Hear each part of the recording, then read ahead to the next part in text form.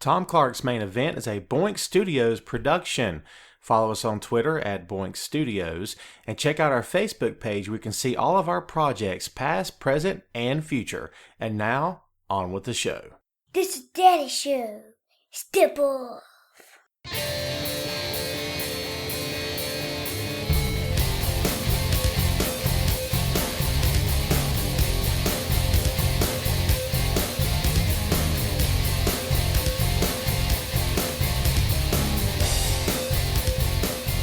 Hey, what is up? Welcome to the program, folks. Thank you for tuning in. Ladies and gentlemen, my name is Tom Clark, and you are listening to Tom Clark's Main Event. This is episode number 62 of the podcast, and if you're joining us today for the very first time, we will bid you welcome. If you're coming back for a repeat visit, we say, hey, thanks for checking back in with us. And to all those involved, we will extend to you, as always, a customary laurel and a hearty handshake. Thanks for listening. Thanks for reading. Thanks for supporting. And hey, thanks for always being there, Doc. Episode number 62. It's been a couple of weeks since we last met. Of course, in your timeline, it could have been just mere moments ago because I'm always just a click away. You know I'm here for you, right? All you got to do is just press the button, man, and I will be all up in your ears and giving you the 401 of the business we all love. And some of my opinion. Actually, a lot of my opinion. That's what I do. For those of you who have never listened to the show, hey, man, what's up? I'm Tom. This is my jam. Glad you're with us. I'm a pro wrestling analyst. I contribute to sites like the first and foremost Bleacher Report. Been there 6 years on the WWE page. I'm a feature columnist there. Happy doing it. Love doing it. Still having a blast doing it. Great people at that company. And I'm really enjoying myself. You can also find me on Sportskeeda, as well as the highly esteemed Camel Clutch blog, which I need to write for because I haven't had a lot of time in the past couple of months or so. But they're fantastic, by the way. Eric Gargiulo runs a top-notch website. Just so you know, go check it out. And I also have a couple of blogs of my own. One is tomclarkbr.wix.com/blog.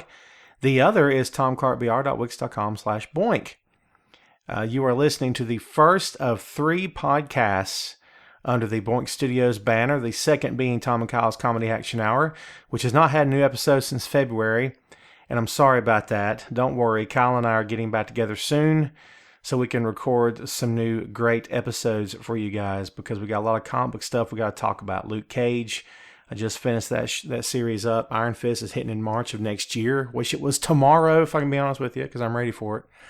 Doctor Strange comes out in November. There's Star Wars stuff we got to get to, so stay tuned for that one. It should be fun.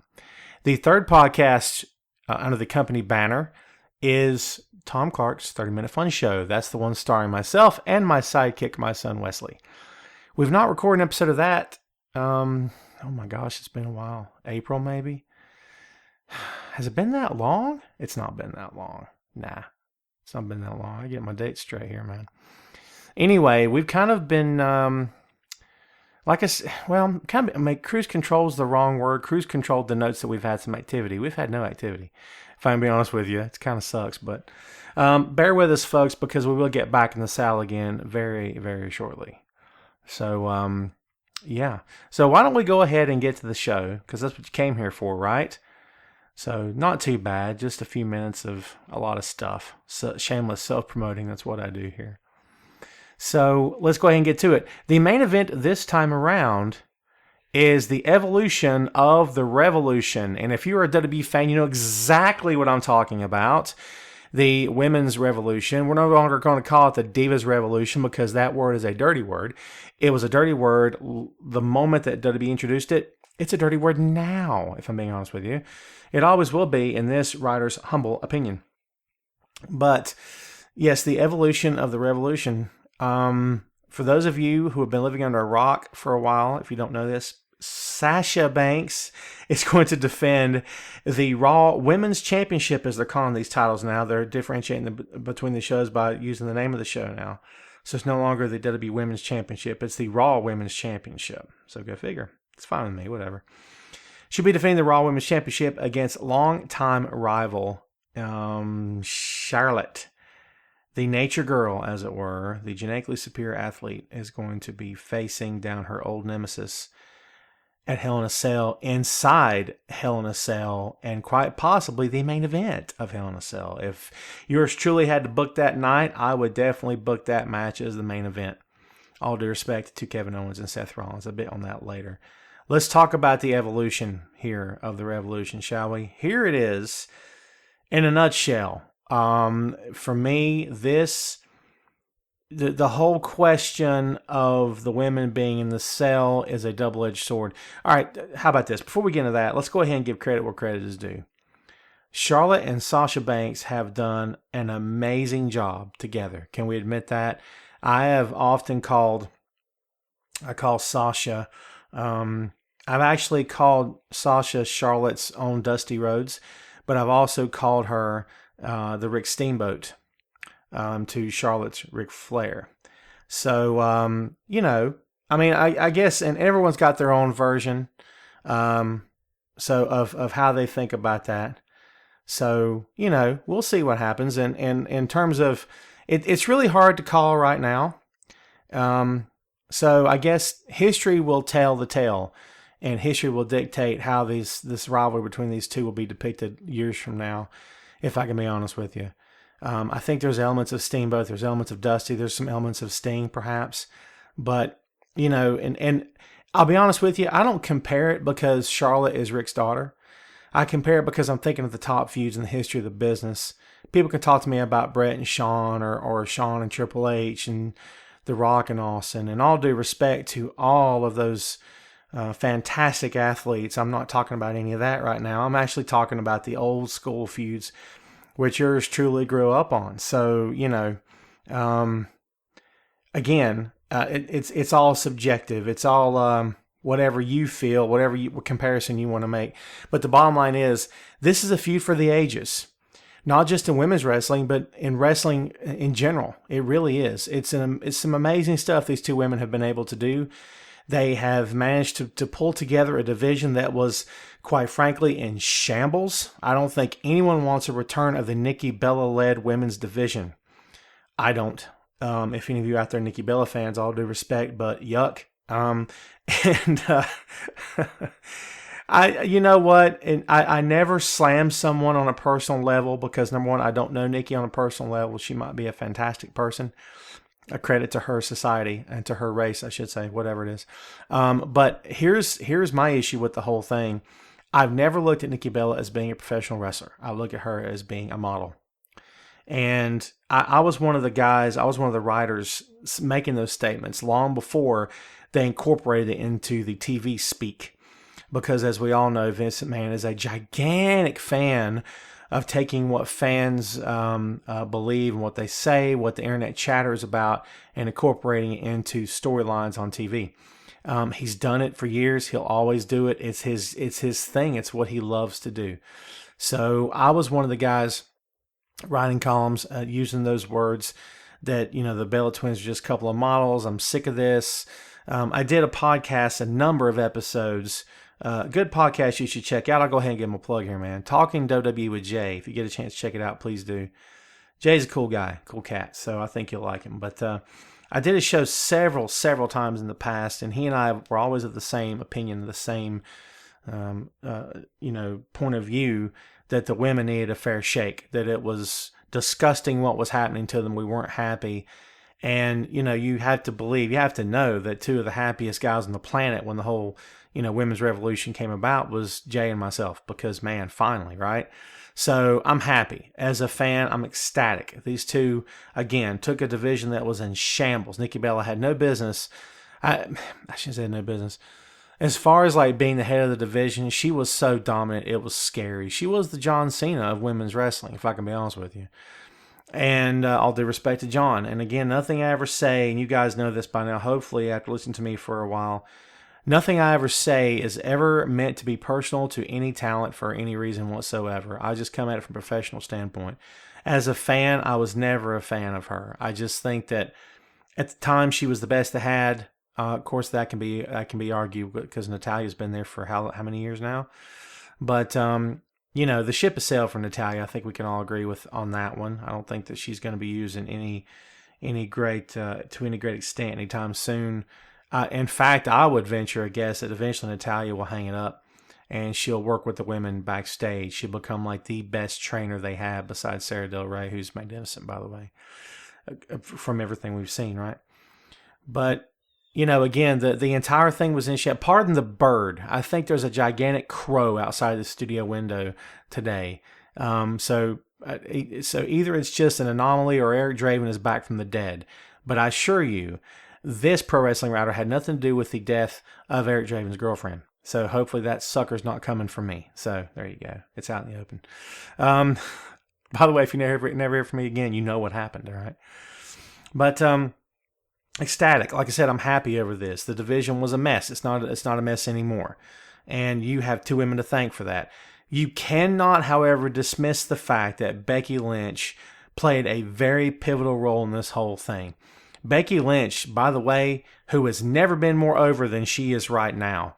She was getting a pop on SmackDown before she went out with undisclosed surgery, is what they're saying.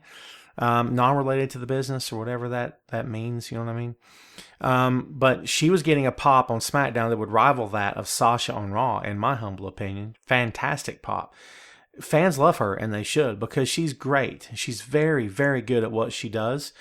She gets over. She knows how to get over. She knows how to carry herself in the ring like a true pro. She's one of a kind. She really is. She can't be compared to Sasha and Charlotte. She can in terms of them being the trio that came in. But she can't be compared in terms of style and work in the ring and finesse, because she's got her own style. She didn't need to borrow from anyone. She didn't need to mimic anyone. You can pick her out of a crowd. She stands out, which is awesome. It's not just because of the hair and the gimmick and the gear.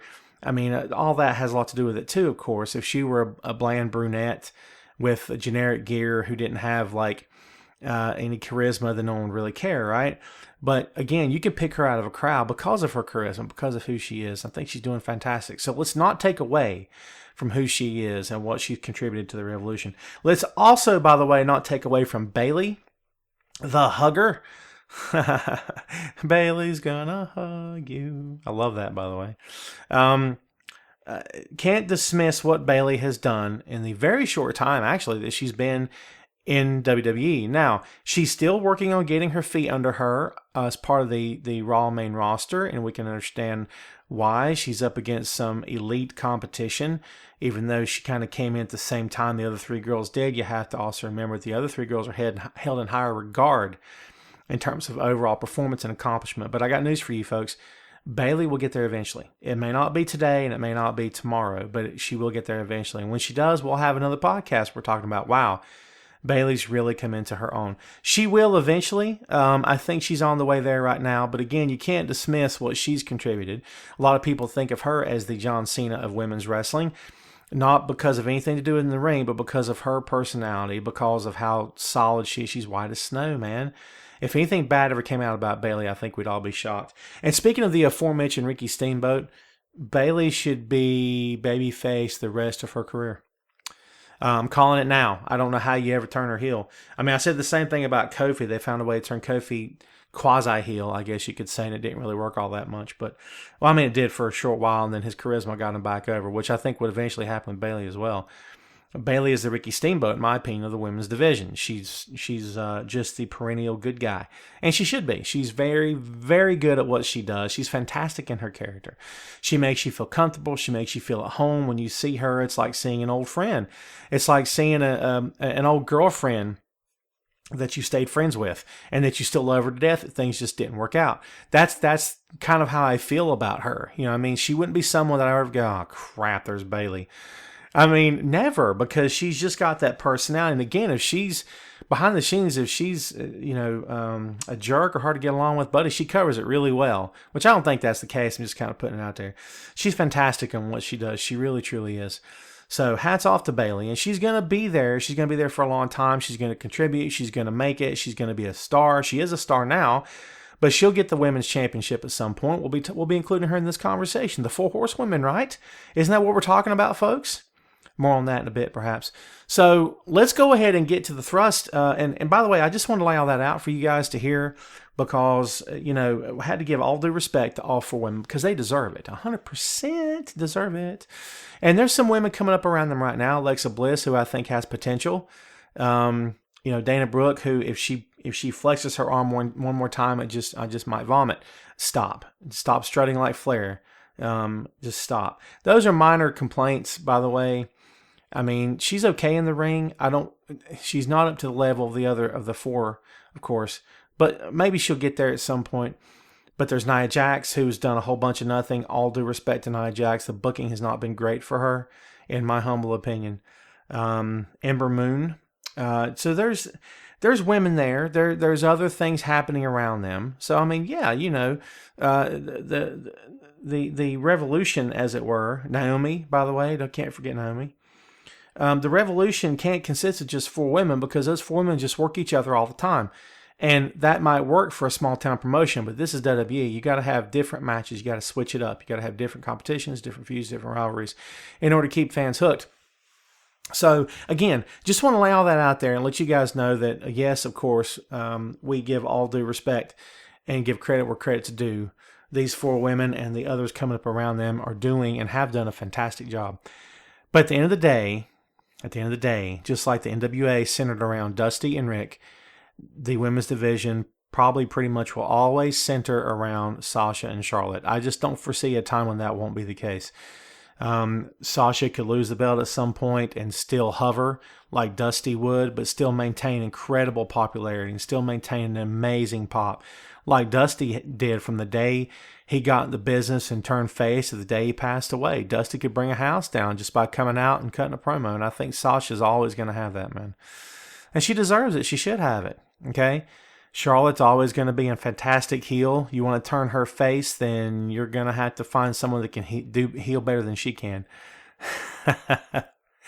Remember when Flair would turn face back in the day? And I know I went back on what I said about not comparing the two just because she's his kid. But remember when Flair would turn face back in the day? And man, he got over. He did. People loved it. But same time, it just didn't feel right because you're like, well, my God, what heel's better than him as a heel? Terry Funk? Okay, I'll bite. We'll go with that feud. And then when it's over, Flair will turn heel again, which he did.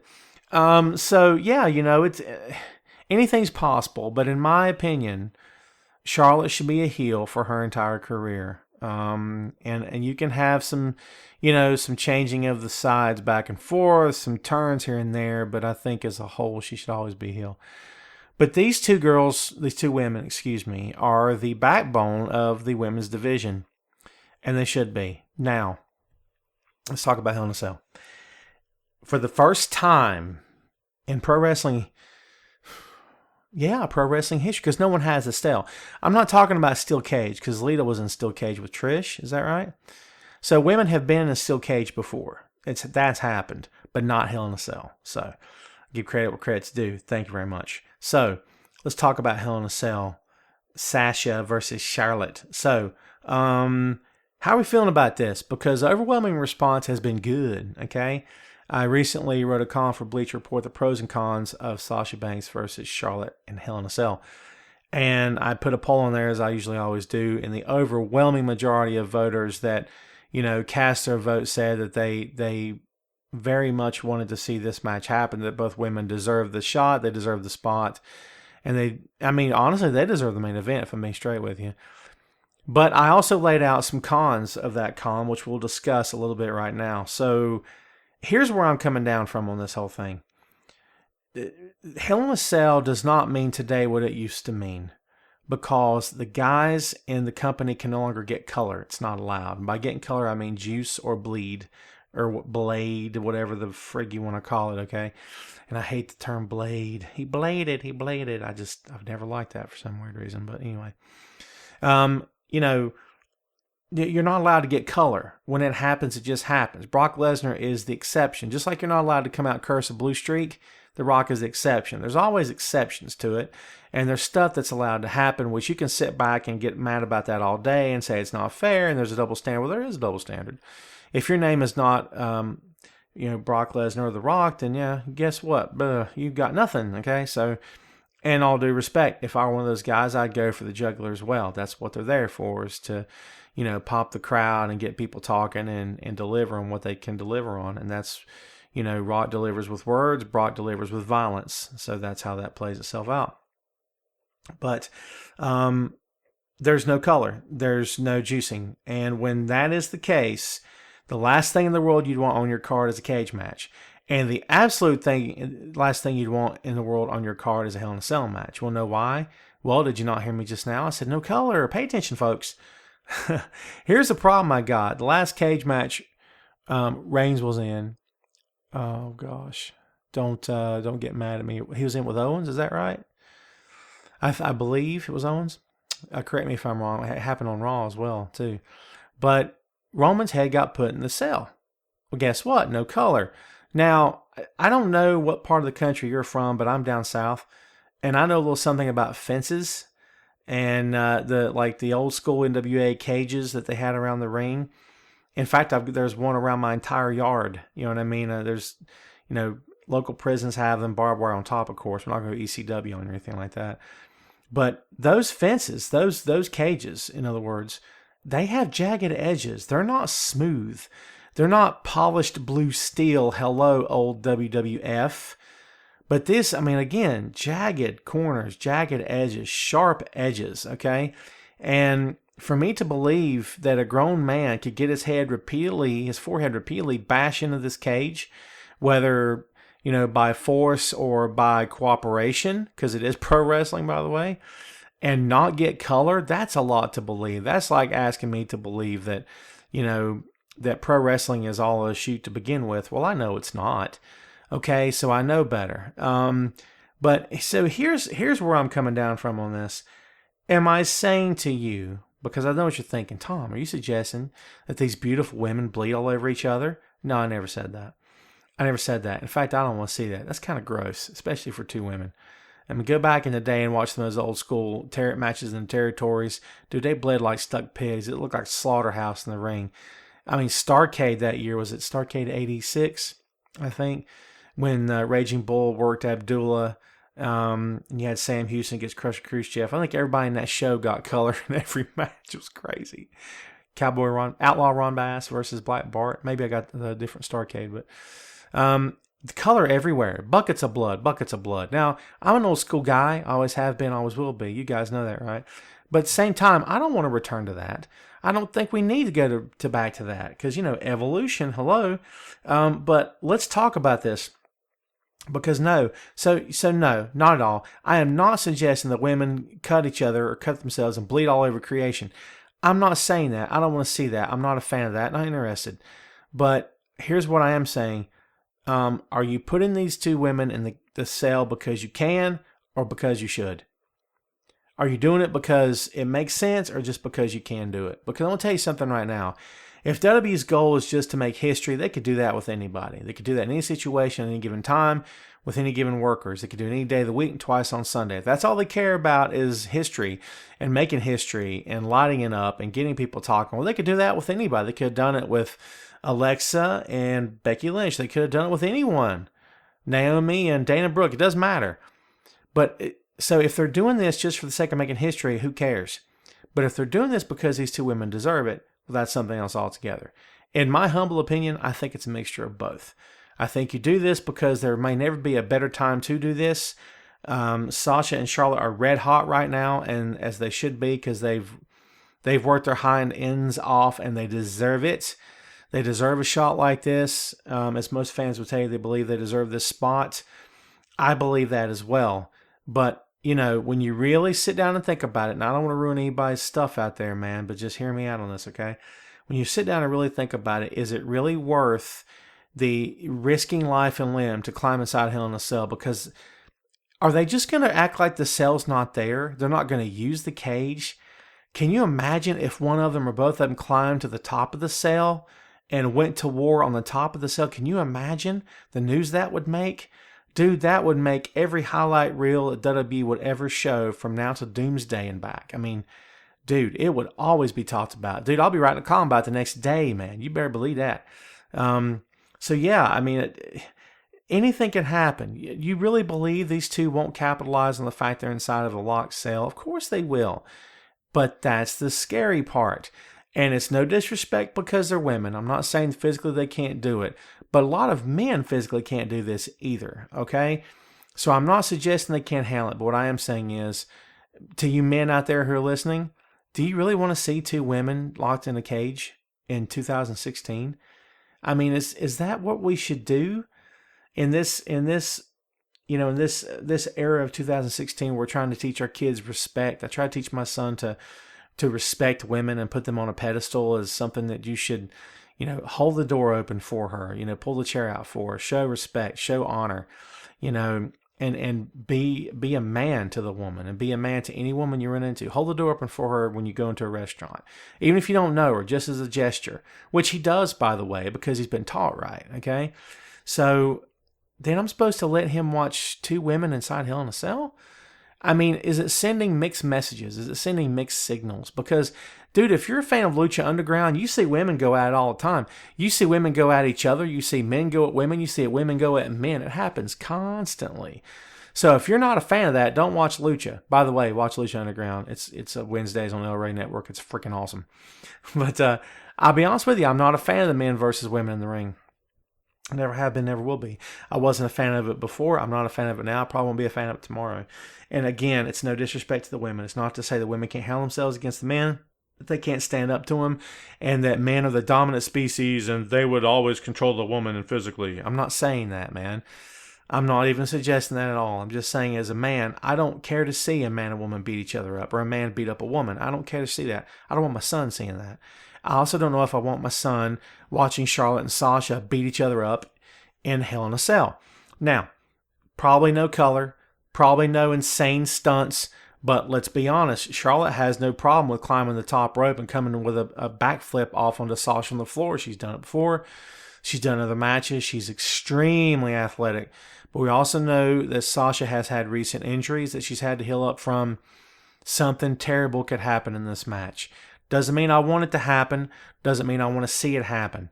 But at the same time, you have to be cautious. You have to be smart. These two want to put on such a good show.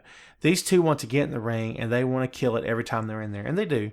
And they do. They should. I mean, because they know each other so well, and they're so good at what they do. They're so unselfish, both of them are, which is the mark of a true great pro wrestler, is that you're unselfish. You think of your opponent first, which is how the business should be. That's how it began. That's how it should be today, honestly. It's all about the show. It's all about getting in the ring and entertaining the fans, okay? But again, I don't know how I feel about these two women getting inside Hell in a Cell and beating the living crap out of each other. If you don't involve the cell, there's no reason to be in the cell. Not at all. There's no reason for it. So you better believe they're going to involve the cell in some regard. But again, I don't know how you do it. I don't know how you do it and have it make sense and have it be not the most dangerous thing that's ever happened on the planet ever. I don't know, man. I'll tell you this right now. All the best to Sasha and Charlotte. And it might sound hokey to say it, but may the gods watch over them come the pay-per-view, because, man, they will, they'll need protection, and I hope that they're okay, because I surely don't want to see anything happen to them. I know you guys don't either. But I'll tell you this. I know what I'm watching, and I know what I'll see, and I will see these two women tear the house down. They'll tear it down. So what about the idea, we mentioned this earlier, what about the idea of this match closing out the program? Do you really think anyone on the men's side of the company or this side of the card will care? I don't think they will.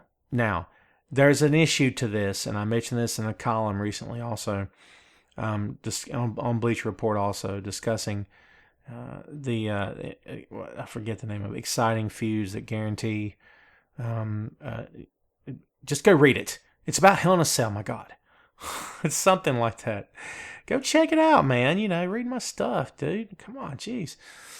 But the Universal Championship, there's another side of this coin, because the Universal Championship is still like 15 minutes old, and it still has no history. It has no pedigree. It has no caliber to it. There's no running track record of title defenses. There's no prestige to it. That gold belt has no shine, man. because it's not been around long enough to matter to anybody. So with that being the case, you got to ask yourself this. If it's not defending the main event, does that make a difference in terms of the company trying to get this belt over as the number 2 championship in the company? Does it make a difference to Kevin Owens' stature as Universal Champion? Or does none of that matter at all, and this is just an opportunity for the women to get the main event spot, and then tomorrow we'll move on to the next match? Because, in my humble opinion, the Universal Championship needs a little bit more than that. I think it needs to be the main event. I think it needs to be the title that every man on that roster is dying to get, just like they would be the WWE World Heavyweight Championship, just like they were the WWF Championship, like they were the NWA World Heavyweight Championship. It should be the title that everyone in that company wants. From a cruiserweight on up to the super heavyweight, everyone in between should want a crack at the Universal Championship. But I don't think you get that fact over. I don't think you get that point over by having it be the semi-main event. So, how are we feeling about that? How are we feeling about the Universal Championship being the semi-main event? In terms of the evolution of the revolution, by the way, the women would the pinnacle of women's wrestling would be to main event a pay-per-view, right? And there would be no 2 women in the business today who deserve it more than Sasha and Charlotte, right? They main evented Monday Night Raw, that was only the second time it's ever happened. Lita and Trish did it back in the day. Yours truly was there in Charlotte that night. What a match. And if you go back and watch it on the network or YouTube, wherever you can find it, let me just tell you that the pop at the end of it was nothing compared to what it was in person. It was tremendous. It was so good. It was louder than what you could ever imagine. I mean, the crowd went nuts for that match, and they should have, because it was that freaking good. So Charlotte and Sasha get the chance to one up 2 of the best of all time, and they did it, in my humble opinion. They did it, and then some. The championship is at stake. It's in play during this feud, which is a great thing, and it should be in play during this feud, to be honest with you. But, these 2 in the ring together at Hell in a Cell, okay, tearing it up, doing their thing in the main event. Again, main eventing a pay-per-view. Can you imagine? This is the pinnacle. The only thing left that's bigger than this, are you ready, is for a woman to become WWE champion. Now, I think we're still a ways removed from that. I don't know that that's possible. I don't know if WWE will allow it to happen. If the if the Raw Women's Championship and the SmackDown Women's Championship are classified women's titles, then why is the Universal Championship called the Men's Universal Championship, or the Raw Universal Men's Championship, or the Men's WWE World Championship? If you really want to split hairs, we can split hairs all day, man. But what's the pinnacle of that? What's the next step? How about women's tag team championships? If they got some more talent on the main roster, why not? Women's wrestling's over. Been over for a long time, in a good way, by the way. And it's working, it's clicking, it's firing on all cylinders, so why not do it, man? But the pinnacle, again, of women's wrestling is to main event a pay-per-view, and that's what we're looking at. Because I firmly believe that Hell in a Cell will see Sasha and Charlotte be the main event of the night. And I think it'll be tremendous. And I think they'll bring the house down. It'll be a show stealer. It'll be everything you can ever imagine and more. It'll be epic will not be the word for it. There won't be a word bigger than epic to use. Grand, maybe. Amazing, fantastic, earth-shattering, history-making. And it will be all of those things times 5, because these women deserve that spot. Of all the women, of all the workers in that company, you ask me right now, what 2 talents deserve the main event shot and more than anyone else? That's Sasha and Charlotte, 100%. So they should main event at Hell in a Cell. I'm all for it. I would love to see it. I think it would be tremendous. So these 2 work the main event of Hell in a Cell. They kill it. They crush it. They do everything in their power to bring the house down. They do. What happens after that? A lot of people aren't talking about the aftermath of what happens after this. But let's think about that for just a moment, shall we? Where in the world does Sasha go from here? Let's say Sasha retains the title. Sasha's okay because she has the belt. And she's Sasha Banks. She's the boss. So she's going to be okay. Charlotte's going to be okay because, she's Charlotte, because she's genetically superior. She's got everything in the world going for her. But what's the next feud for each one of them? Do you turn Charlotte face after this feud's over? Does Nia Jax come after her? Because it's too early for Nia Jax versus Sasha, to be honest with you. I like to look a day ahead. I like to look a step ahead. Next week, next month, next year. What are we talking about next for these two women? Because this isn't the end of the feud. Their feud's never going to end. Like Dusty versus Rick, this thing's going to go on for years. It'll follow the both of them throughout the course of their entire careers. Whether they stay in WWE to their old and gray, or they both manage to jump ship and go to another company at some point together or separately, whatever the case may be, I think they will always be linked. They will always be part of the most dynamic, the most exciting, the most historic, history-making women's feud in the history of professional wrestling. And I really believe that. And I think that they will be for a very, very long time. Through the course of their entire career, the duration of their entire careers, they will always be forever linked and connected. And they should be. So this is the feud they can always come back to. Like Hunter versus Shawn, or Hunter and Shawn together as DX. They can always come back to that anytime they want to and make some money off of it. And they can do that here as well. Because making money is the most important thing here, folks. You guys know that. It's key. That's what I've always said from day one. You got to turn a profit. You got to make money here. If these men and women, they pride themselves in their ability to make money, their ability to draw. So don't diminish it by saying that pro wrestling is about money, because it sure is. Don't ever forget that. And I say that with all due respect to all the talent involved. Because, I'm sure they want to make cash. And I think it's awesome when they do it. So, again, it's a guaranteed moneymaker anytime that the company wants to go back to this. Anytime these women go back to it, they can. But again, what do they do in the interim? Because Dusty and Rick really never did better business with anyone than each other, in my opinion. And the same's probably going to be true of Sasha and Charlotte. What happens after that? Where do they go from there? Does the excitement die down? Here's the key for WWE. You got to keep pushing. I'm not saying you want up it month after month after month, but the night after Hell in a Cell, I would make the women the main event of Raw again. I would make this a natural, everyday occurrence. I would make it so natural that people don't even blink an eye when they see the women work a main event of Monday Night Raw. I think it should happen all the time. Because why not? Number one. Number two, it's not like you're trying to kill the specialty of it or kill the uniqueness of it or kill the novelty. There's no novelty here. Guys, listen to me closely. Whether you're male or female, when you get in the business, your number one priority should be to get to the top. That should be your goal. Get to the top of the food chain. If you don't want to be at the top, you're wasting your time. I'm old school when it comes to that. And I've heard a lot of old school guys say that as well, and I hold to it, man. If you're not there to be the world champion, you're wasting the promoter's time. You're wasting your own time. You have to believe that you can become the best there is in that company, the best there is in the business. So if you're not working to get to the main event, then you're working for nothing. You're working for chicken feed. You're wasting your time and everyone else's as well. So don't do it. Don't do it, man. When you get into the business, you should want to be number one. You should want to be the guy or the gal on top of the mountain, which is what Sasha and Charlotte both are right now. They're the 1-2 punch the WWE hasn't had since Trish and Lita. And I'll tell you this, it may not happen now, it may not happen tomorrow, but there will come a time when people will not mention the name Trish versus Lita. They'll be talking about Charlotte versus Sasha. Trish and Lita will never be forgotten.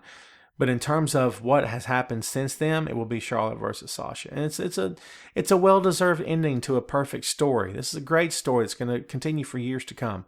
So here's hoping that both women stay healthy and they stay within that company and they continue to succeed, continue to make money, continue to do great work with each other and with other competitors, because I think that we're talking about building a foundation for women's division that could be around for a long time. Sasha pointed out on TV that to any little girl watching at home, you can do it. Well, guess what? What if when she made that speech, there was a 10-year-old little girl at home somewhere in Cleveland or something, or Connecticut or Alaska, sitting home watching Raw thinking, dude, I got to do that. You never know who you're going to inspire, man. Soapbox, I guess. You never know who you're going to inspire. You always got to keep up a good attitude. You got to keep up a great example. And you got to really get out there and inspire people. If you want to become something in this business, if you want to become something in life, and to me, it's a life lesson, to be honest with you. If you really want to be something, you want to be someone that's remembered long after you're gone, you got to get out there and inspire people, which is what Sasha and Charlotte are doing right now. They're inspiring little girls all over the planet to want to become pro wrestlers. And I think we'll be hearing those stories from years from now. You hear Triple H and Shawn talk about Rick inspired them, and that other guys throughout the years have inspired other guys. You're going to hear that about the women, and you should, because it's great stuff. It's big time stuff. I'm thankful to be seeing this happening, man. I'm glad this era is happening finally. And then young fans, honestly, my kid's 8. Any kid his age or a little bit older is not going to remember a time when the women weren't treated with respect, when they were looked at as second-class talent, when they were said they couldn't draw money and all that garbage that's been said about them in the past. Here's an idea. Get out of the way and let them do it. Let them make an attempt at it. If they fall flat on their face, guess what? Let them get back up and try it back next week. Don't ever let someone give up, and don't you ever give up. That's crazy, man. That's crazy talk. So again, I'm in the corner of both these women. I think they're fantastic. Both of them are. And again, stealing the show at Hell in a Cell, man, the whole nine. They deserve the main event. Where do they go from there? Dude, as with everything else inside of WWE, it all hinges on the booking. What are we talking about? The booking of Charlotte and Sasha Banks. What are we talking about to keep these two women going long after Hell in a Cell is over? What happens from that point on? Because that's what you got to look at, man. You got to look at what comes after that. And I'll be honest with you, I don't know. We could throw some conjecture out there. Nia Jax versus Charlotte. Tough physical battle. Tough physical feud. Are you kidding me? Oh my God. How does Bayley factor into this? If Bayley's busy with Dana Brooke, then who goes after Sasha? I mean, any pair of the 6 women or 5 women, whatever it is, can be paired up. When Emma comes back, is she going to go after Sasha? Probably so. That could be the next feud that Sasha gets into. I mean, anything could happen here, folks, and it's all a matter of what the company chooses to do from here on out. But they have to keep momentum going. They have to keep it going for both of these women. I mean, what happens if, say, this feud is over? What happens after that? What happens if WWE drops the ball? Now, I don't want to be a naysayer. I don't want to be that guy in the room that takes a big crap all over everything that's happening. But here it is. What if WWE resorts to their old methods, to their old philosophy, and somehow lets this thing fall apart? What I'm going to tell you right now, it's going to be a terrible day for the women. Terrible day for the women. Terrible day for the fans. Terrible day for that company. Now, I'm not saying I want to see it happen. I don't want to see it happen. God, please don't let it happen. We've come too far now, don't you see? And, again, I'm not trying to go from all positive to negative on you, but I'm thinking about this company, man. They have had a history in the past of letting down the fans. They'll do it. They did it yesterday. They might do it today. They'll probably do it tomorrow. That's part of what it is to be a pro wrestling fan. You're let down. You're disappointed. Your favorites don't make it, or they lose the belt, or more importantly, they lose their spot, or they lose momentum, as we're talking about here. They lose value. We don't want to see that happen. Women's wrestling has come way too far. And again, we want this thing to continue, don't you? I do. I want there to be a time we can barely remember when women didn't have the ball and we're running with it. I don't want there to be a time when we can't remember, or I want there to be a time when we can't remember when it was a joke. Because, dude, I'm in my 40s, very, very early 40s. So I've been around for a long time through territories, through the Attitude Era. Women's wrestling in the Attitude Era, it was porn. It was softcore porn. And it was, as a man sitting there watching it, and dude, I don't care what you think you know about what I'll get political on you here for a second. I don't care what you think you know about what happens when guys get together in a room, guys in a locker room, guys hanging out, the stuff they say. Dude, I was in a room with me and my guys week after week after week during the Monday Night War, flipping the TV back and forth between, Nitro and Raw. And bra and panties match, gravy match, mud match. A room full of 10 guys, 10 red-blooded American men, sitting there going, again? God, dude, stop. I mean, seriously. You want to know why? Because we weren't fair weather fans. We were pro wrestling fans. We were there for the wrestling. We didn't care about all those gimmicks and all that stuff. It wasn't an issue of, do I want to see beautiful women on my TV? Of course I do. I'm, again, red-blooded American man. I like beautiful women. Duh. But, I'm a pro wrestling fan first. Just like my friends were and are. And we didn't care about that. We could see a gimmick before we knew what the word gimmick meant. We saw it a mile away, and I'm like, dude, I don't care about this. You know what I mean? And after a while, you begin to feel bad for the women. Now, they got paid, okay? I don't recall anyone saying that they turned down a paycheck, and I'm not suggesting that they should not get paid. I'm not suggesting that anyone twisted their arms to do it, but I'm also not suggesting that any of them were happy about it either. I'm not suggesting that any one of them were really, really thrilled to death about taking their clothes off on live television. I'm not suggesting any of that. Understand? But I kind of felt bad after a while because I thought, wow, this is all they're going to give these girls to do? This is insane. Because meanwhile, the men are tearing it up. They're killing it. They're making history. They're having some of the greatest matches of the history of the business.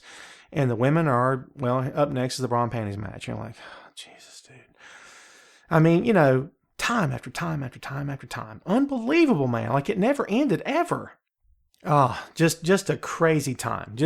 And I don't want to see that happen again. I don't want to see us have a comeback to that or a repeat of that era ever again, to be honest with you. I just don't want it, man. Do you? Because I don't want to return to that. I can't say it any plainer to you. You know what I mean? So yes, I fear for the women after this match is over. I fear what's going to happen to them after it's over. Now, Becky's still, SmackDown Women's Champion. So it's not like the whole thing's falling apart. But you have to understand, I approach everything that I talk about as a fan, that I write about as a writer and as an analyst, with cautious optimism, because I am a fan and because it's not like technical writing for me where all I do is give you like the nuts and bolts of it. I've got emotion in this. I'm invested in this stuff because I've been a fan since, age 5, age 3 actually, up to this point right now. So for 40 years, I've been a fan and I will always be a fan. I can't ever envision a time in my life when I will not love the business of professional wrestling. I mean, I always loved WWE. I mean, I always love its various levels of pseudo competition or lack of competition, whatever it is. But I'll always be a fan of the sport of professional wrestling. That's never going to change. And I will always be a fan of women's wrestling. When it's done right, when it's booked in the right way, when you got the right talents stealing the show, as we're going to see at Hell in a Cell, women's wrestling, in my humble opinion, can be on par with anything the men do. And that's just my humble opinion. That's what I believe to be true. Because again, dude, you have to remember, I've sat back and I've seen the worst of it. I've seen a ring full of runway models who are pretending to be pro wrestlers. I've seen girls who, they're laying on the mat and they're adjusting their tights and they're fixing their hair, which, by the way, at No Mercy, wasn't it great when Carmella worked the aforementioned Nikki Bella and Nikki's in the corner fixing her hair and getting hair out of her mouth as she's supposed to be selling the move because she's down on her back? Dude, again, that's what I'm talking about, man. That's the kind of separation from your ability to suspend your disbelief is what causes the business of pro wrestling to become a shoot in your mind and in your heart. That's what allows you to connect to it.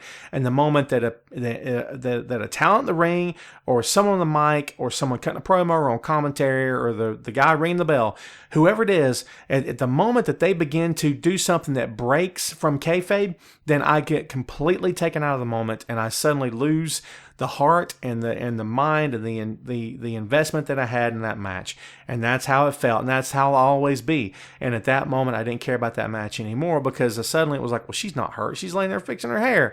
Do you see what I'm saying? Pro wrestling is all about being able to suspend disbelief and be able to buy into what you're seeing. And guys and gals out there right now, if you can't feel Sasha versus Charlotte, if you can't feel that, then you got a hole in your soul a mile wide, and a tractor trailer couldn't feel it.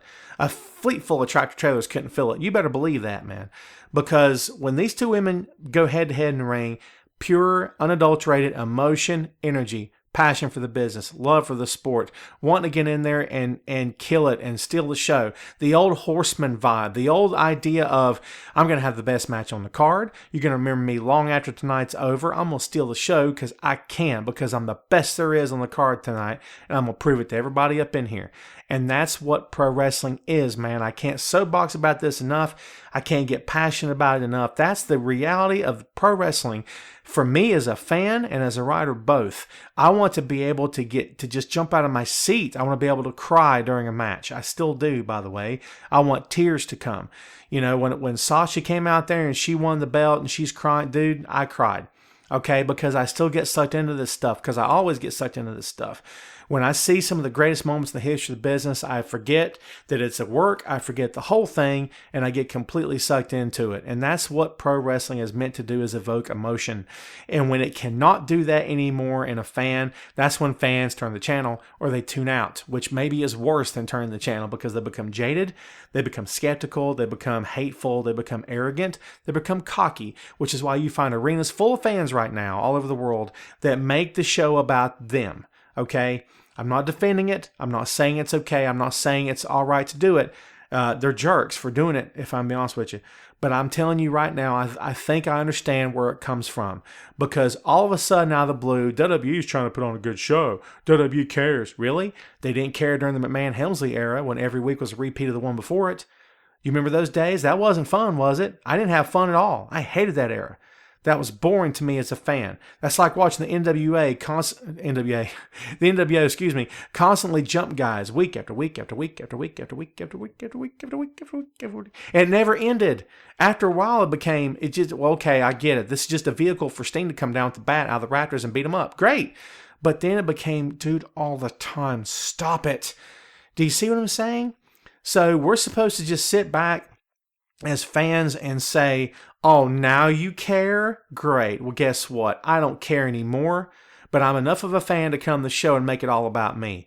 So I understand where the thought comes from. In my humble opinion, grow up, get over yourself, and grow a pair, and stop acting like a bunch of friggin' kids, in my humble estimation. But that's me talking. That's not the rest of the world saying it right now. That's me, in my opinion. That's it. So, how about this? How about we watch Hell in a Cell? How about we watch Sasha and Charlotte get in the main event of Hell in a Cell and tear it up? And do it like nobody's business. I'm talking about, the Who in their prime. I'm talking about taking the stage and, dude, you're breathless and you're sweaty just from watching it and you're worked up and you just want to, God, you got to go punch something or hug somebody and you can't help yourself. And that's what pro wrestling does, man. That's what it does for me at its finest, at its absolute best, at its absolute peak. Pro wrestling is a religious experience, and the church on October 30th is going to be Hell in a Cell. I'm a writer. You didn't know that? Where have you been? It's my thing. It's my shtick. So yeah, I'm hoping for the best. And I say let's sit back. Let's watch these women perform. And by the way, let's be grateful for what we have and the time that we have it. Because we never know with that company what's going to come tomorrow. So fingers crossed it goes amazingly well. And fingers crossed no one gets hurt. And again, be grateful, man, because this is the time of our lives as wrestling fans. For any fan that's ever sat there and said, I'm tired of the women getting treated like trash, guess what? They have the opportunity. When they dubbed it the Divas Revolution, we all kind of turn our noses up at it. Guess what? It's true. It's not about divas. It's about women's. The evolution of the revolution is here. This is the next evolutionary step. Not necessarily Hell in a Cell, but to say that they did it, absolutely. Step 2, to main event a pay-per-view, which could all happen in the exact same night, which is what should happen on October 30th. This is the Red Brand's chance to prove everybody wrong. More importantly, this is WWE's chance to prove everybody wrong, to get out there and to kill it as only they can. And they got the best 2 women in the business today going to go out there and prove themselves as only they can do it, because they are the 2 best in the business, in the industry today, and that's how it is. Was that fun? I love ranting. See, something good came of it. It wasn't all just doomsaying and negativity and stuff. I'm not always like that all the time. Give me a break, Ed. Come on. I can have fun with this too. I'm still having fun. Hope you had fun. Because guess what? Our hour together is almost up. Dude, can you believe it? That's craziness talking, isn't it? Craziness, man. Oh, but guess what, man? We are going to go ahead and take this thing home. Let's go ahead and talk a little bit about where we came in at. And that's who I am and what I do and what my company does. Boink Studios is owned by myself and good friend Kyle Smith. We have, there's a trio of creators involved here and hoping to add more at some point, but we're all 3 working very hard to bring you some great product. The third member of the team is a man by the name of Philip Fender, also known as Goose. Goose does the music on the show that you're listening to right now. He also does the music on the other 2 shows, the other 2 sister shows under the Boink Studios banner, Tom and Kyle's Comedy Action Hour and Tom Clark's 30-Minute Fun Show. He is a great musician, and he's available for freelance work. So if you'd like to get in touch with us and get in touch with Goose, drop us a line. BoinkStudios@yahoo.com. We will hook you guys up. All the artwork that you see on the Boink Studios website, which is tomclarkbr.wix.com/boink, is done by Mr. Kyle Smith himself, because he's the Da Vinci of illustration. I don't know what that meant, but he's good, okay? Believe that, all right? But He's amazing. And by the way, I've known this guy since we're 12. He's always been an artist, and he's just gotten better over the years. He continues to get better. It's amazing. So yes, he's available for work as well. Again, boinkstudios@yahoo.com. My plate is pretty full with my responsibilities to the websites I write for. Easy for me to say.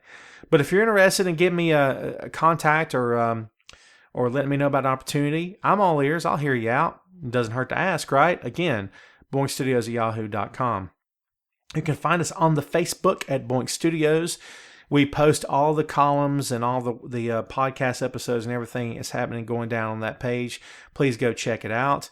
Remember to check me out on Bleacher Report as well as Sportskeeda and Camel Clutch blog and my blog at tomclarkbr.wix.com/blog. If you'd like to follow me on Twitter, follow Boink Studios. My Twitter account is tomclarkbr. Twitter account for Boink Studios is Boink Studios at boinkstudiostwitter.com. Dude, that's it. That's it. That was awesome. I had fun doing this show. I want to do another one at some point. Maybe we'll do the Evolution of the Revolution Part 2. That would be fun, huh? I would do that. I'd buy that for $1, wouldn't you? By the way, this podcast is free. All due respect to those out there who have like 20 sponsors. I'd take a sponsor or two. Anybody out there want to sponsor me? I'll take your money. I mean, I would like to have the investment. But the good thing is, if it comes out of my own pocket, you don't have to worry about commercials or me plugging somebody that you don't care about. So there's that. All right, man, I think that's it. I think that's all we got for you this time around. Don't forget about Hell in a Cell coming on October 30th. We'll probably do a show after that event is over, so we'll talk about what happened. And again, women's wrestling, revel in it, take pride in it, and just love every minute of it because I sure am. Thanks again, man, for your support. Thanks for listening. And remember to come back next time for Tom Clark's main event.